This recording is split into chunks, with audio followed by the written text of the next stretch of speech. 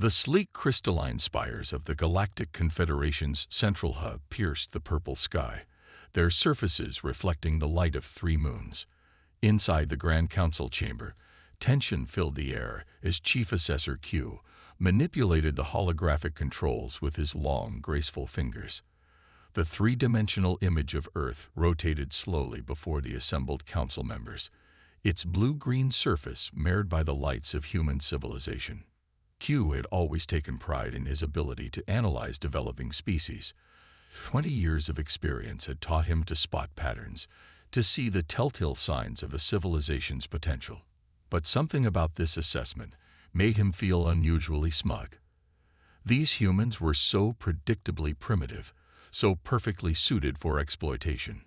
"Esteemed council members," he began, his voice carrying across the chamber's perfect acoustics, "I present our findings on species 7249, self-designated as humans." The hologram zoomed in, showing cities, industrial centers, and military installations. They have achieved basic atomic capabilities and rudimentary spaceflight, but their development follows a disappointingly linear pattern. Senior Counselor Jin, known throughout the Confederation for her shrewd judgment, studied the displays with keen interest. Her silvery robes caught the light as she leaned forward, creating ripples that seemed to dance across the fabric. The ornate headpiece she wore, marking her status as first among equals, glinted as she tilted her head. 3 full cycles of observation is a significant investment, Chief Assessor, she noted. What makes you so certain of your conclusions? Q's inner eyelids flickered with satisfaction as he expanded the display. Observe their energy infrastructure, he said, highlighting power plants and distribution networks. They continue to rely on primitive combustion of fossil fuels. Their attempts at renewable energy are inefficient and scattered. Even their nuclear technology is based on crude fission rather than proper fusion. The hologram shifted again, showing military bases and troop movements. More telling is their persistent political fragmentation. Despite numerous attempts at global cooperation, they maintain separate military forces divided by arbitrary geographical boundaries. Their most powerful alliance, NATO, shows significant internal strains. From her position near the back of the chamber, Analyst Lee watched the presentation with growing unease. As the youngest member of the assessment team, she had spent countless hours studying human historical records. Something about their pattern of development troubled her deeply, but she couldn't quite put her finger on it. The data was clear enough. Humans were technologically primitive by Confederation standards. But there was something else, something in their responses to crisis situations that seemed different. Furthermore, Ku continued, bringing up comparative charts. Their space program is particularly revealing. After a brief burst of activity in their 20th century, they have barely maintained a presence in their own orbit. They've let their moon base fall into disrepair, and their Mars missions are decades behind schedule. The council members nodded in agreement. This was familiar territory. They had seen countless species follow similar patterns of development. Counselor Jin gestured to a specific data point. Their population growth and resource consumption are concerning. They're approaching several critical tipping points. Precisely, Q said, his voice taking on an almost predatory tone. Which makes this the perfect time for intervention. I recommend classifying them as a Class 3 development species. This would allow us to establish mining operations on their planet under the guise of technological assistance. Their mineral resources would be particularly valuable to our outer colony expansion projects. Lee felt her scales ripple with anxiety. She had seen something in the historical records, patterns of rapid technological advancement during their world wars, unprecedented unity in the face of global threats, and an almost irrational determination to overcome seemingly impossible challenges. But surely her superiors had considered these factors. They had centuries more experience than she did. The council chamber filled with murmurs of approval. The classification made perfect sense. It followed all the established protocols and precedents. Humans would become another productive member of the Confederation, properly guided and controlled. Very well, Counselor Jin declared, raising her hand in the traditional gesture of approval. I move to accept Chief Assessor Q's recommendation. All in favor. The chamber lit up with raised hands.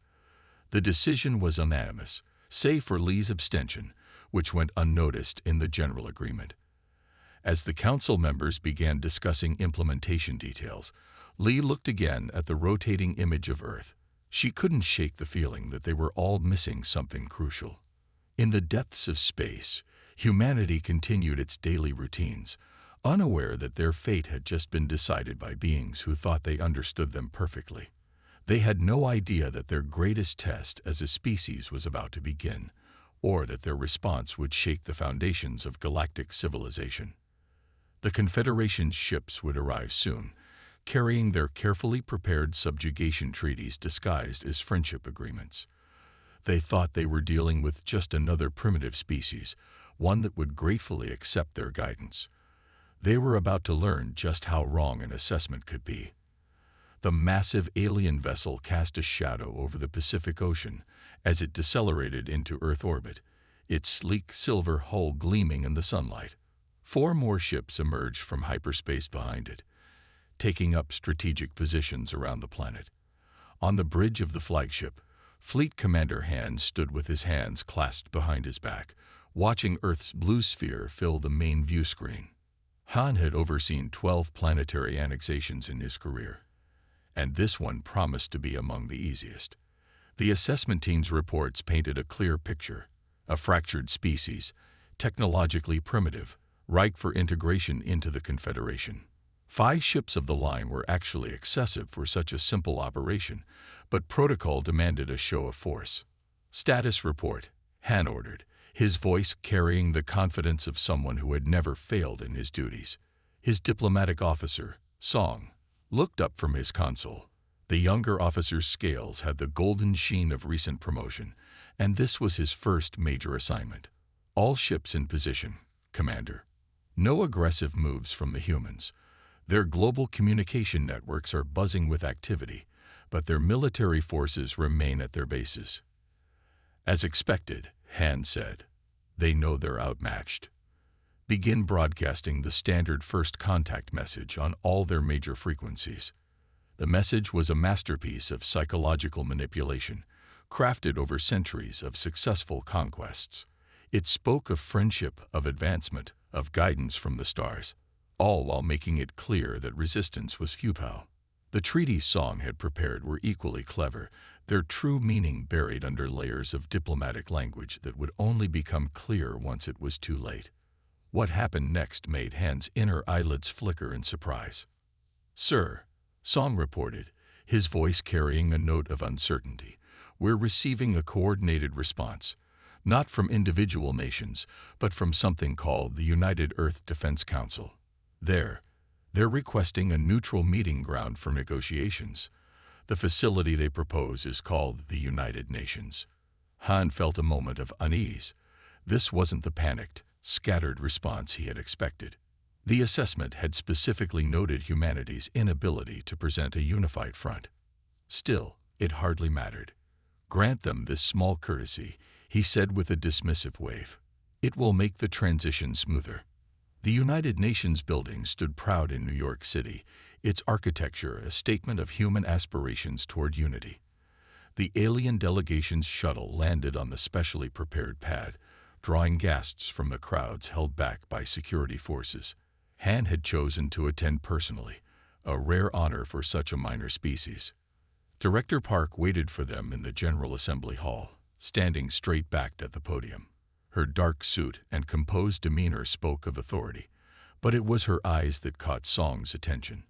They held something he had never seen in a soon-to-be subjugated species: absolute, unshakable confidence. Welcome to Earth, she said, her voice carrying clearly through the vast chamber. We appreciate your decision to accept our choice of venue. Han stepped forward, his ceremonial robes flowing around him. We bring greetings from the Galactic Confederation, he announced, launching into the carefully prepared speech about upliftment and guidance. Song watched Director Park as his commander spoke. She listened without interruption, her expression unchanging. But there was something about her slight smile that made his scales itch with primitive warning signals. This wasn't how representatives of primitive species usually behaved. They showed fear, or awe, or desperate hope, not this calm assessment. When Han finished, Park remained silent for a long moment. The quiet stretched until it became uncomfortable, even for the aliens who prided themselves on their patience. Finally, she spoke. "We have reviewed your proposed treaties in detail," she said. "We acknowledge the Confederation's presence and its technological superiority. We understand the implications of your arrival." She paused, and her smile widened slightly. "We reject these terms. We suggest you reconsider your position."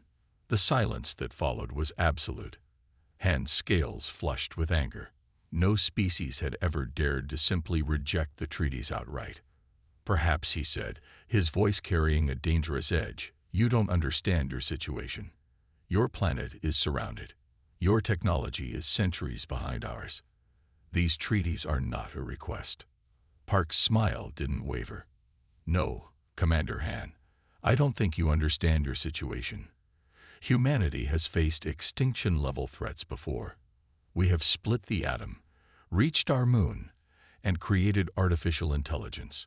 We have survived ice ages, plagues, and our own worst tendencies. And we have never, in all our history, responded well to threats." Song felt his scales ripple with increasing alarm. There was something in her voice, something that reminded him of the old stories about apex predators. Han opened his mouth to respond, but Park wasn't finished. "We hoped first contact would be peaceful," she continued. "We still hope for peaceful relations, but if you force this issue, you will learn why every major power on Earth maintains its military, despite centuries of working toward peace. We are always prepared for the worst, Commander. Are you?" Han stormed back to his shuttle, his dignified exit ruined by his obvious rage. Song followed, his mind racing. None of this matched the assessment. None of this followed the normal pattern. As their shuttle lifted off, he looked back at the United Nations building and remembered an old teaching from his combat training. The most dangerous opponent is the one you've underestimated. High above, Earth's nations had already begun implementing plans they had prepared for decades, ever since they first looked up at the stars and wondered if they were alone. Humanity had hoped for peace, but they had planned for war. The dawn broke over Seoul with flashes of alien energy weapons lighting up the sky. Commander Han's invasion force descended through the atmosphere in perfect formation, their dropships designed to overwhelm any primitive defense systems. The first wave targeted the city's power grid and communication centers, a standard tactic that had worked on countless worlds. But Seoul was ready. As the alien ships approached their targets, they found themselves flying into a carefully prepared trap. Colonel Kim watched from her underground command center as the city's hidden defense grid activated. Years of preparing for this moment were about to pay off. "They're following the exact pattern we predicted," she said to her staff, pointing at the holographic display showing enemy movements.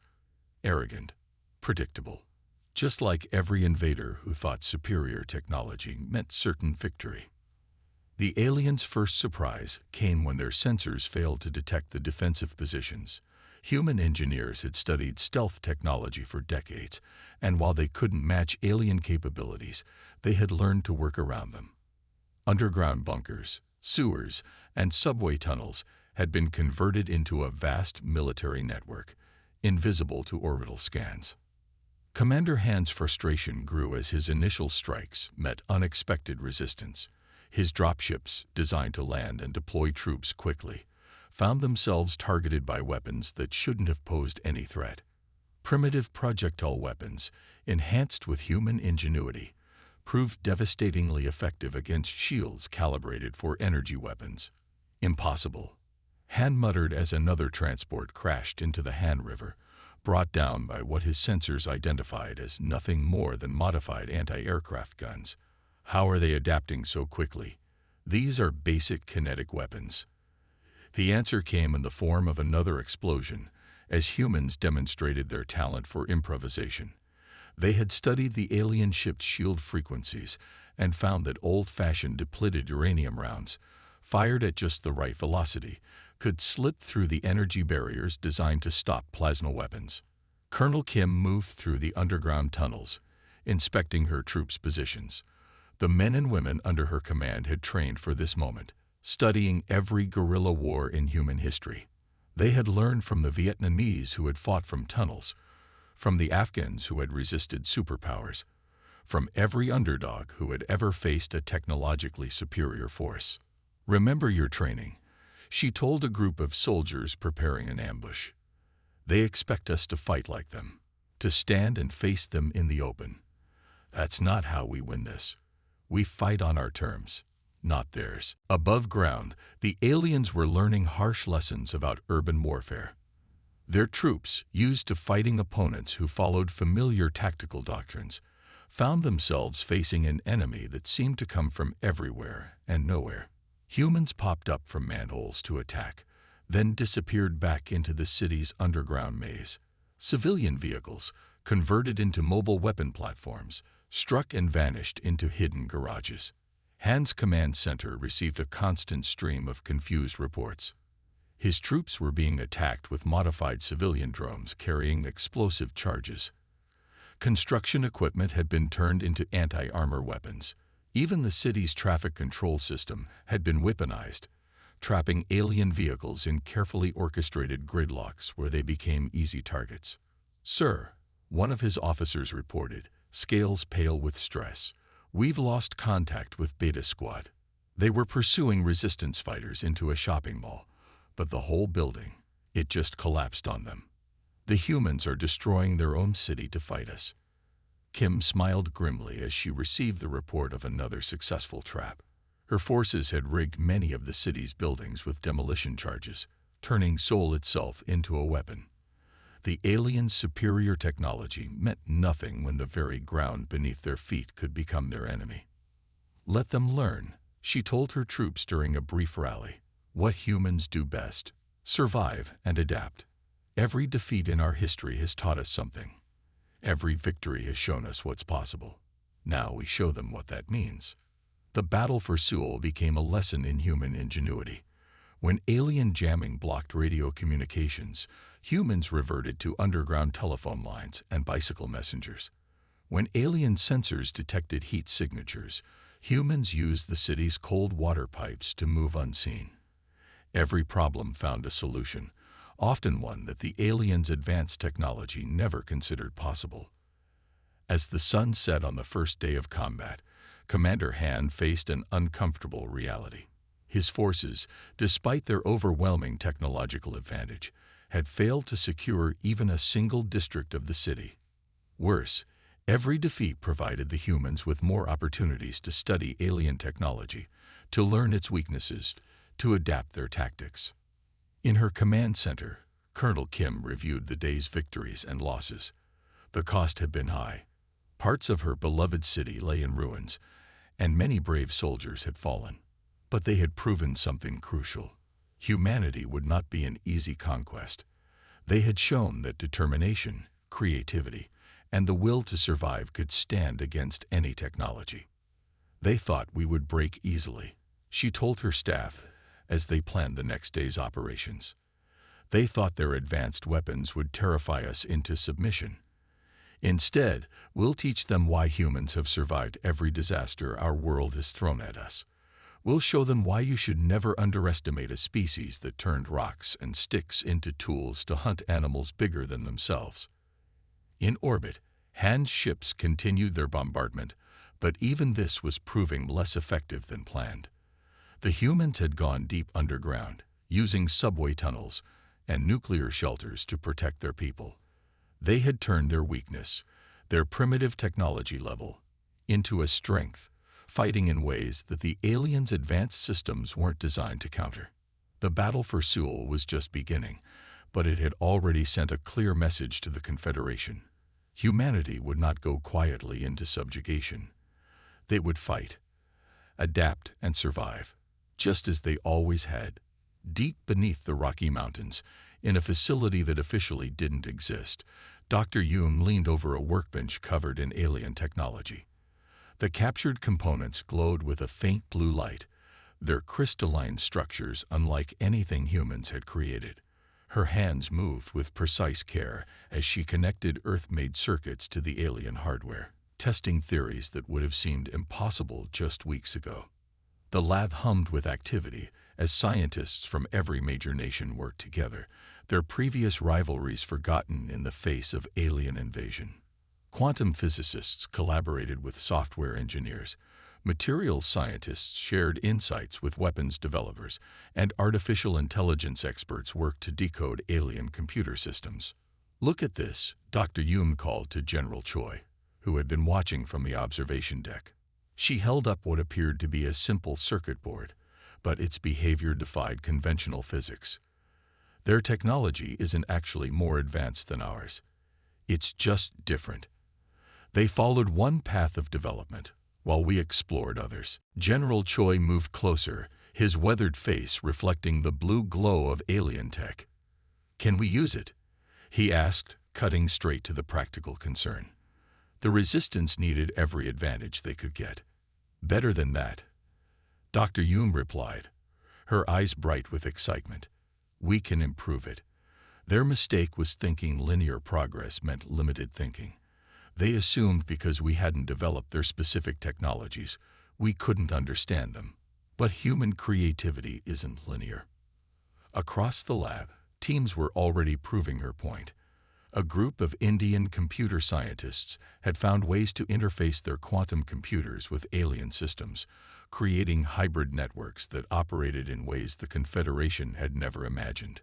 Chinese engineers had combined their expertise in drone swarms with captured alien propulsion technology, producing fighters that could outmaneuver anything in the alien fleet. The aliens built their shields to stop energy weapons, Dr. Yoon explained, pulling up test results on a nearby screen. They never considered that we might combine their shield technology with our primitive kinetic weapons. We're not just copying their tech, we're creating something new. Reports flowed in from similar facilities around the world.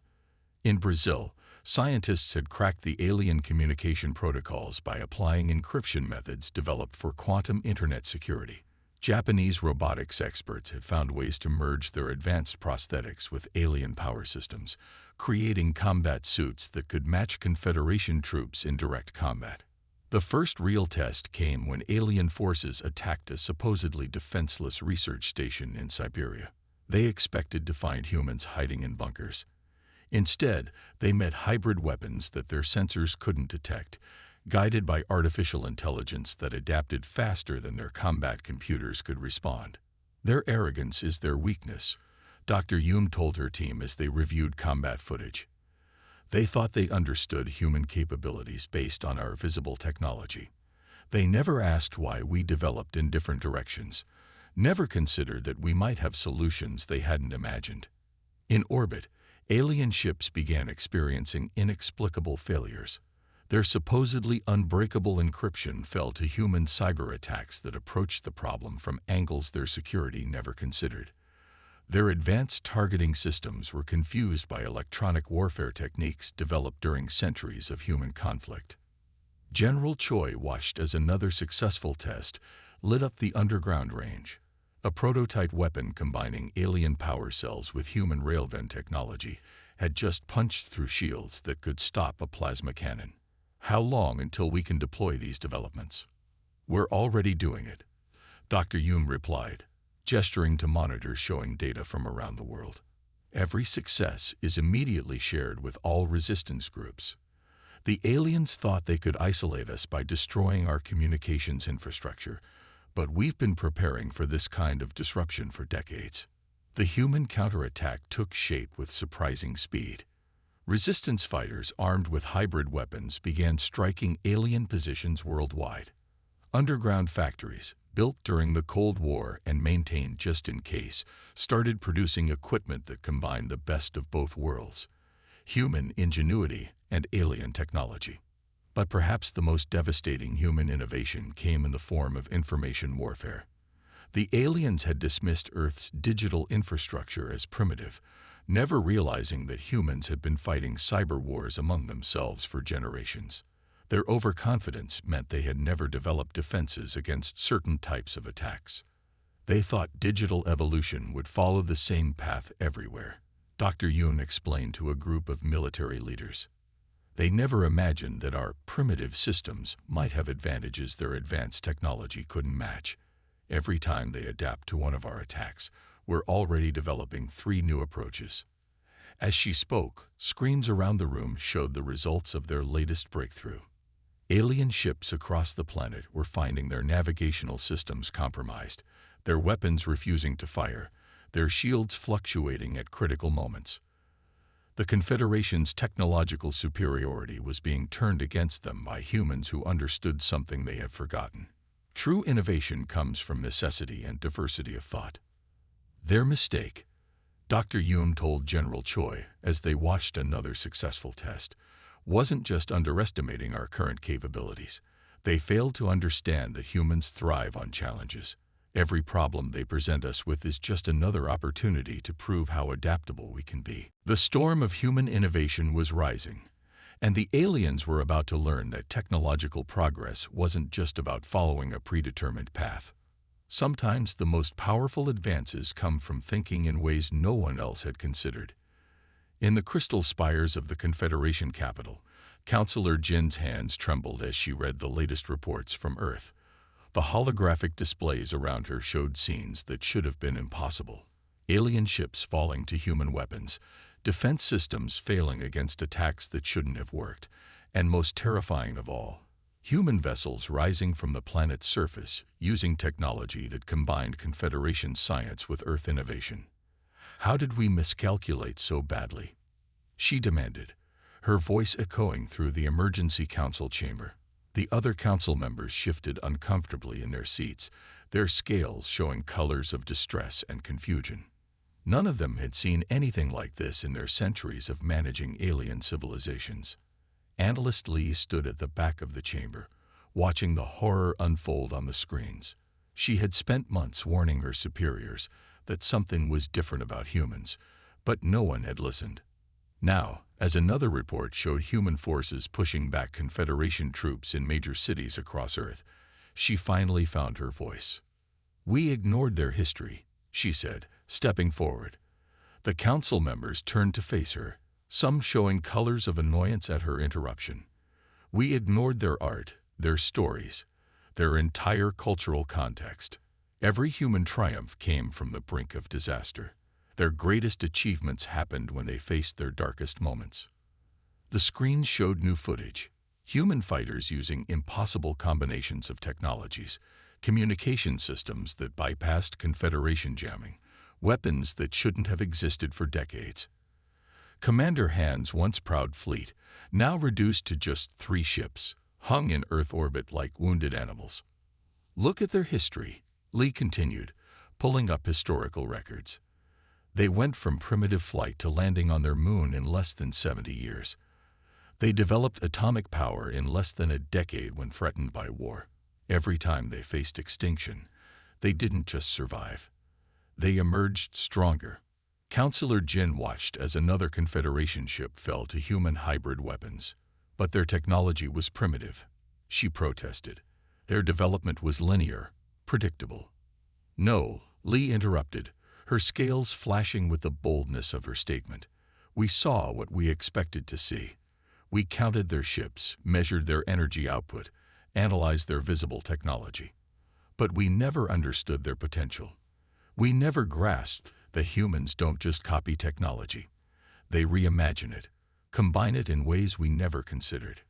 On the screens, Earth's first space fleet emerged from hidden bases. The ships were ugly by Confederation standards, combining sleek alien technology with brutal human engineering. But they were effective. Han's remaining ships found themselves facing vessels that could predict and counter their every move, using strategies developed through centuries of human warfare. "We didn't just wake a sleeping giant," Lee said, her voice carrying the weight of their mistake. "We gave it our technology. We handed them tools they could study, reverse engineer, and improve. Everything we used against them became a lesson, a blueprint, a stepping stone to something new. In orbit, Commander Han watched with disbelief as human ships demonstrated capabilities that should have taken decades to develop. Their weapons combined kinetic impact with energy fields in ways Confederation scientists had never imagined. Their defenses used principles that somehow turned the attackers' own power against them. "They're not fighting like a primitive species," Han reported to the Council, his voice tight with stress. "They're not fighting like any species we've ever encountered. They're learning, adapting, evolving their tactics with every engagement." Counselor Jin faced the harsh reality that their perfect record of peaceful planetary integration had ended. The humans weren't just resisting. They were pushing back, taking the fight to Confederation space. Reports were coming in of human strike teams appearing near other Confederation worlds, using stolen technology in ways that bypassed defenses designed over centuries. "Their strength isn't in their current technology," Lee explained, showing analysis of human victories. "It's in their ability to face overwhelming odds and find solutions no one else would consider. They turned their sewers into fortress networks, their primitive computers into weapons that could crack our codes, their basic materials into shields against our most advanced weapons." The Council chamber fell silent as they watched human forces systematically dismantle another Confederation attack force. The humans weren't just winning. They were learning from every victory and defeat, sharing knowledge across their planet with surprising speed and unity. "We thought we were dealing with another predictable species," Lee concluded, her scales showing the colors of grim satisfaction. "Instead, we challenged a species that had spent its entire history preparing for exactly this kind of fight. Every story they told their children, every game they played, every piece of art they created, it all centered around facing impossible odds and finding a way to win." As the Council watched their carefully planned invasion crumble, they began to understand the true magnitude of their mistake. They hadn't found another primitive species to guide and control. They had awakened something unique in the galaxy, a species that turned adversity into advantage, that found strength in desperate situations, that could take alien technology and reshape it in ways its creators never imagined. The turning point of the war wasn't just in the battles won or lost. It was in the moment the Confederation realized they had completely misunderstood what they were facing. Humanity wasn't just fighting back. They were revolutionizing warfare itself, and the galaxy would never be the same. Chief Assessor Q stood before the Confederation Council again, but this time there was no pride in his posture. The holographic displays around him showed the devastating progress of the human counteroffensive. Where once he had confidently predicted an easy conquest, now he could only watch as humanity turned the tables on their would-be conquerors. "Their adaptability is unprecedented," he admitted, his scales showing the pale colors of humiliation. "They don't just copy technology. They improve it, combine it, reshape it. And despite their divisions, they share these innovations globally. We've never seen anything like it." The Council chamber, once a place of certainty and order, now felt heavy with the weight of their miscalculation. The latest reports showed human forces pushing beyond Earth's solar system, their hybrid ships performing maneuvers that Confederation tacticians had deemed impossible. Admiral Ba stood on the bridge of the HSS Resilience, humanity's first true deep space battleship. The vessel represented everything that made humans different from their alien adversaries. Its hull combined Earth's most durable alloys with Confederation energy dispersal technology. Its weapons merged the raw power of human nuclear science with the precision of alien targeting systems. "Contact ahead," her tactical officer reported. 3 Confederation cruisers attempting to block our advance to their colony world. Ba smiled slightly. Just months ago, such opposition would have seemed insurmountable. Now, her crews had learned to turn every Confederation advantage into a weakness.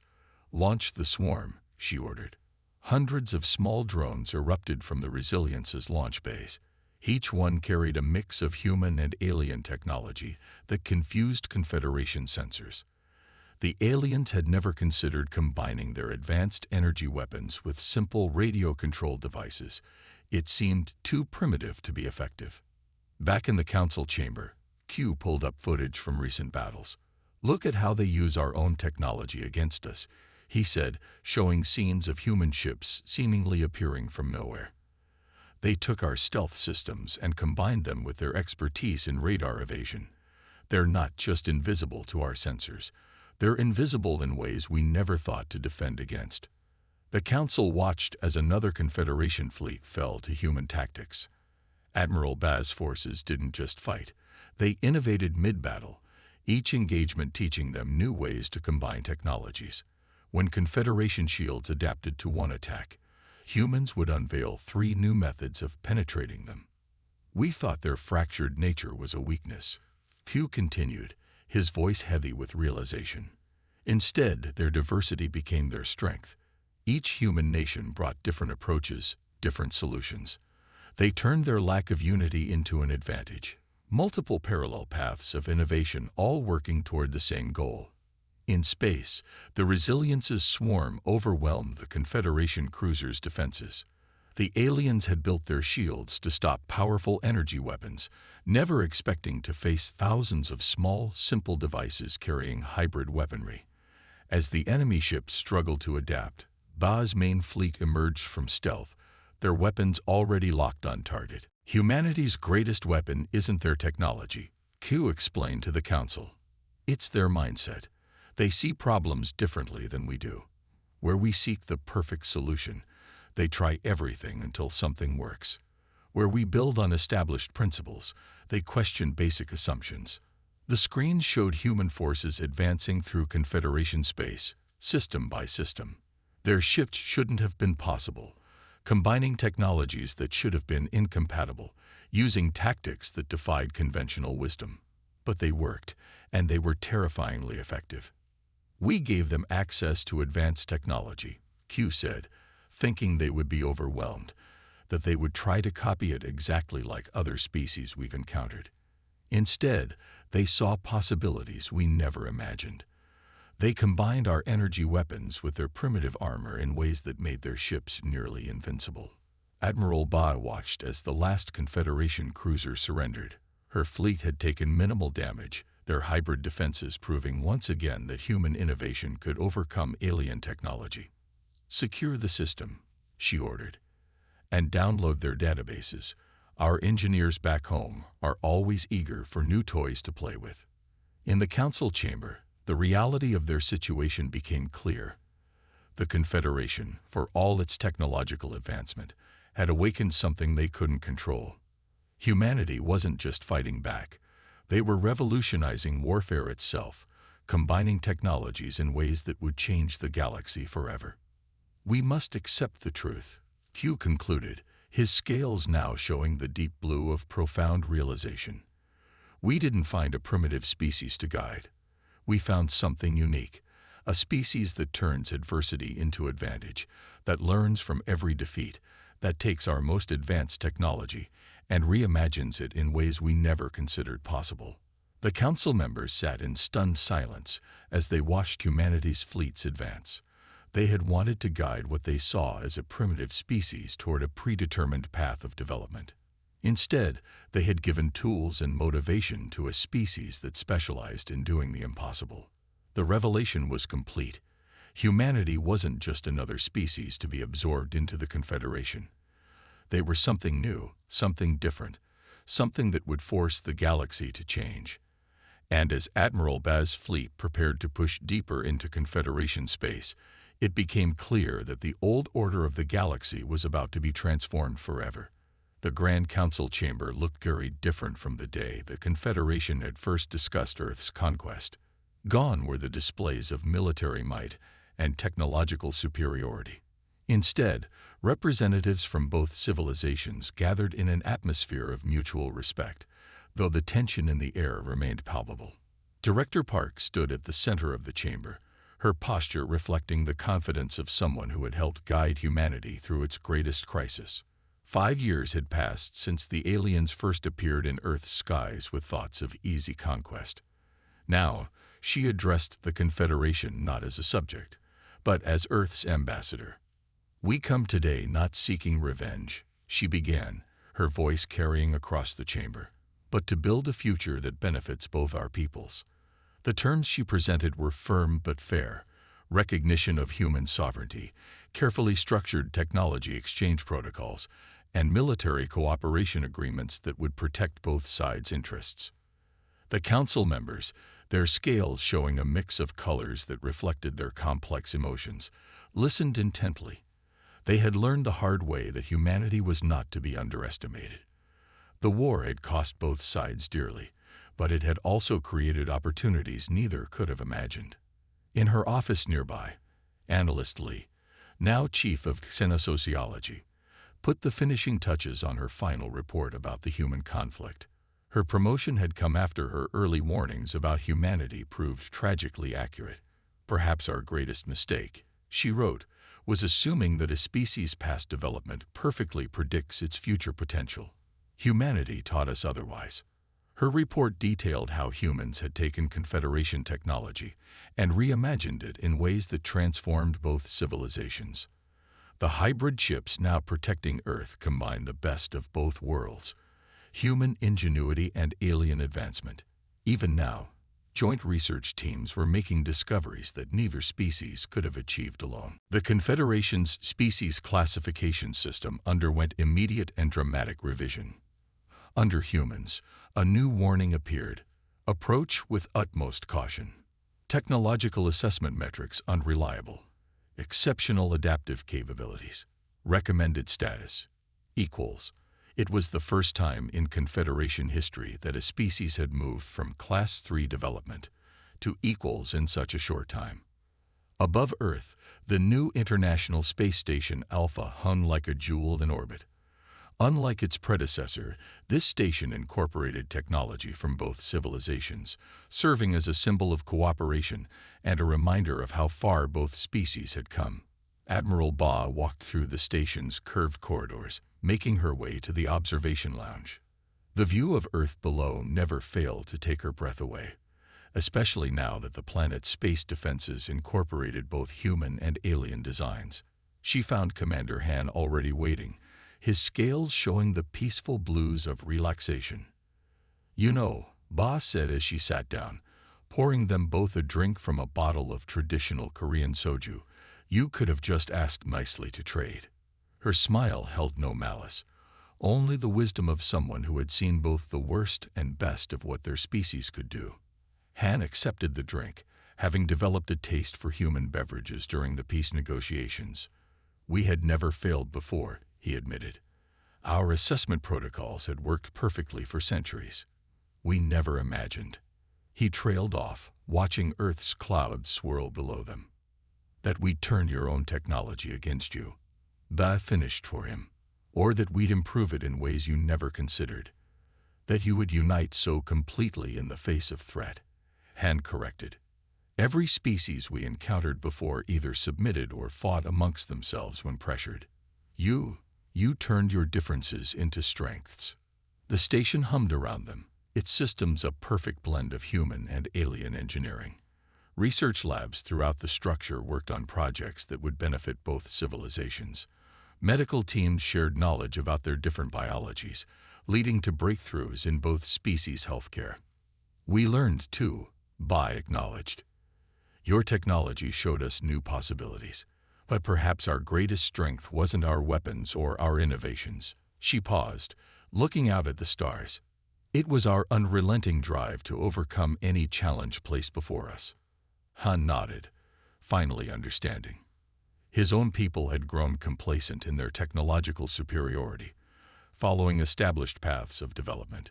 Humanity had shown them that true advancement comes not from following predetermined paths, but from questioning everything and finding new ways forward. In the council chamber, the new treaties were being finalized.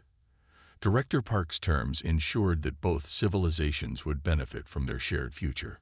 Research would be conducted jointly, military forces would train together, and trade would flow freely between their worlds. The new order taking shape wasn't just about political arrangements or technology sharing. It represented a fundamental shift in how the galaxy's civilizations would interact. Humanity had proven that technological development didn't follow a single path, that true strength came from diversity of thought and approach. As the day drew to a close, Analyst Lee added one final note to her report. In trying to guide humanity's development, we instead learned from them. They showed us that the greatest discoveries come not from following established patterns, but from daring to imagine new possibilities. Perhaps that is their greatest gift to us. Not their hybrid technology or innovative tactics, but their reminder that there is always another way forward, if only we dare to look for it. The new era had begun, built not on conquest or submission, but on mutual respect and the understanding that every species, no matter their current level of development, held the potential for extraordinary achievement. The galaxy would never be the same, and both humanity and the Confederation were better for it.